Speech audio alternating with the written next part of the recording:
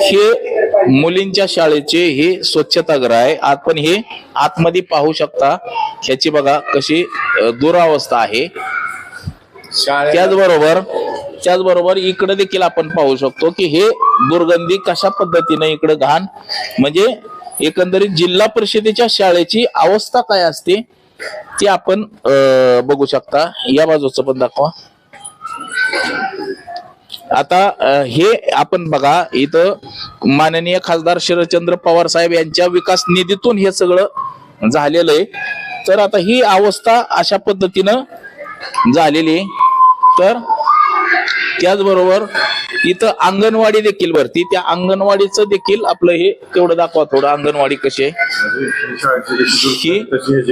ह्या सगळ्याचीच म्हणजे दुरावस्था झालेली आहे. इंदापूर तालुक्याचे जे आमदार आहेत दत्ता मामा भरणे यांना या गोष्टीकडे लक्ष